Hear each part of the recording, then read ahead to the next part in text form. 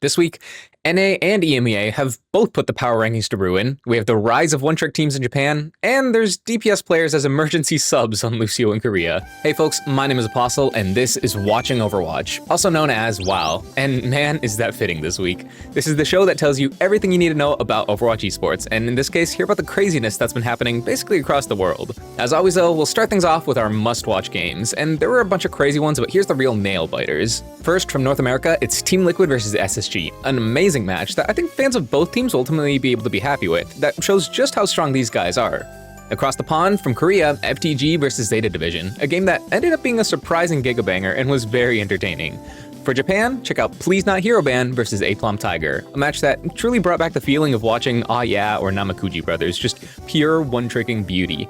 And finally, for EMEA, Gen G versus Twisted Minds was a great match, but I might be a little biased as a bit of a fan of Mag and Hottie. Links to these are right down below if you missed them. With that out of the way though, let's jump right into results. Starting off with Japan, this was a week of success for the One Tricks, as Please Not Hero Band won all three of their matches with a dominant score, starting with a 3-1 over Aplom Tiger in what was probably their closest match.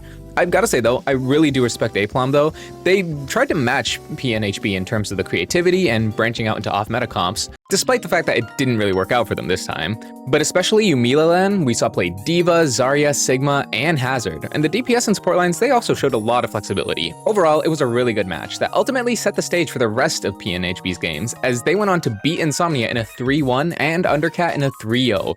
It's a bit rough for Insomnia fans, as they still seem to be unable to get it together, especially considering that this match would have been a great way to prove that they could still be considered one of the better teams.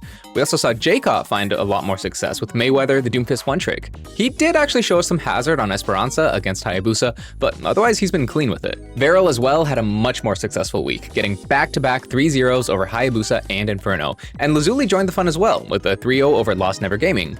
Lost Never also took an L against Aplom Tiger, but did 3-0 Undercat. So I guess that just makes them Lost Twice Gaming. Please Not Hero Band though is definitely the team of the week for me, as they might be single-handedly making Japan the most fun region to watch. Now staying in Asia, let's take a look at Korea now, where honestly nothing too extraordinary happened in terms of match results. We had T1, Crazy Raccoons, and Falcons all win their matches as expected.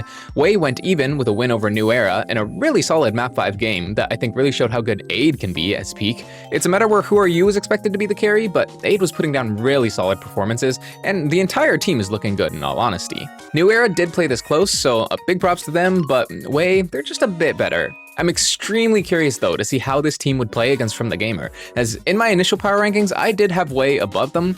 I think that may have changed now, but I think they're closer to that 4th place spot than we might think. As for FTG themselves, they did take a win over Poker Face this week, but they actually dropped a map, which is a worse result than Wei had. Poker Face is looking like they're getting a bit stronger, but if you're a fan of FTG, that's one that you really wanted them to win cleanly. The Vigilante Vindame support line is starting to look like a bit of a pain point for FTG, and I think nothing demonstrates that more than their match against Zeta. Now, what you need to remember first is that Violet was actually out sick this week. And the other thing that's important to remember is in this post-Overwatch League era, teams have much smaller rosters, which meant that their substitute ended up being the star DPS Alpha Yi. Now, despite the off-roll, Zeta still won this 3-2 in a match that was actually very close. Of course, that kind of makes it worse for FTG, considering that Vindame got support gapped by Alpha Yi. To his credit, he didn't actually look that bad, and I didn't see a single Ajax out of him at least. That's more than you can say for Violet. Continuing Zeta's story though, their next match was against Falcons, and Alpha Yi continued to show off his Lucio skills, and you know what? It was enough to take a map. Falcons still won, of course, 3-1, but considering the circumstances, not that bad from Zeta. To wrap up Korea, gotta mention Vesta, who had their toughest week of the year probably, as they got to go against both Falcons and Raccoons. Poor guys. But they did take a map against Falcons, who decided to play a Ball Sombra Soldier comp on Flashpoint. Make of that what you will, but you know, you guys get it. 3-1 Overwatch, salt of the earth, all that. Now, let's take a look over at EMEA, where we've got some surprising results. First things first, consider this my formal apology to Virtus Pro and Jwoo in particular. This kid absolutely pounded in the matches. Like, I'm not gonna steal the whole Plat Chat Player of the Week, but if I did, he would get it. Just an absolutely lights out performance from him. But anyway, glazing over, let's actually look at the results. Obviously, Virtus Pro showed up huge, as they first dispatched Genji in a 3-1, and then absolutely dominated the Ultimates in a 3-0. The Genji match was a bit of a litmus test, I think, for kind of both the teams there, and I'm not gonna lie, Genji, they kind of looked like what I expected. The DPS line was kind of struggling, and they were trying to run a ton of ball comps, which didn't quite work. So yeah, VP looked strong against an uncoordinated Genji, but then against the Ultimates, that's where they just really showed they're on another level. I talked about JWO already, but Vestola, he easily matched both KSA and Chase in terms of his impact, and the Fixa Gala support line looked amazing. Gala especially, like, he's not missing a beat. After all that time on main support, he's just as good as he ever was. Now, fortunately for the Ultimates though, their next match was against Sakura Esports, which they won in a 3-1. But honestly, that's not quite as dominant as you'd like to see considering the expected power levels of these two teams. It feels like the Ultimates might just need a little bit more time in the oven or something. Now going back to Genji though, despite their rough first showing, they pulled it together against Twisted Minds. Mag earned himself a much needed redemption with the ball comps, and it was way more cohesive overall. Twisted Minds, on the other hand, they looked kind of uninspiring. Psycho has, by his own admission, said he's not a super comfortable Genji player, and I think it was felt here. The bigger surprise to me was how lackluster the support line felt. Irony feels like a big downgrade from Landon for his pairing with Funny Astro, and for now we can chalk that up just to like synergy, but I think it's definitely something that Twisted need to work on. The good news is though that Quartz, he looked solid as always, and Hadi as well, he looked fine under the circumstances. Despite Twisted Mind's issues though, Genji was definitely the better team. They had the much better game plan. It looked like Twisted just kind of wanted to let Quartz wipe the team and carry them to victory, but Genji's fast-paced ball comps and the aggressive maneuvering, it kind of blitzed them. And even the map Twisted Minds did win, Colosseo, that was still very close, and Genji easily could have just taken it in a 3-0 shutout. Now outside of the partner teams, gotta shout out Peps, who took a dominant 3-0 against Alcadzia. This came down to a few things. First, Checkmate is kind of washed. I'm sorry, but this guy is not the same person who won Overwatch League. Secondly, they're putting a lot of faith into Libda playing Sojourn, as QLM only came out for the final map here despite supposedly being their main hitscan player. The biggest factor though here was Icenom. The man showed us an absolutely phenomenal performance on Hazard. If he keeps playing like this, Peps may have a way higher ceiling than at least I thought. Now, Alcadzia did kind of redeem themselves in their next match against Vision, winning that in a 3-2. But speaking of Vision, these guys need to be studied. They are actual Map 5 merchants. I've never seen a team go to Map 5 as many times as they have. Of their last 5 games, 4 of them have been Map 5s, and they've won 3 of those. This is not normal behavior. This needs to be studied. Their other Map 5 this week was against Sakura, which Vision won in a 3-2 as well.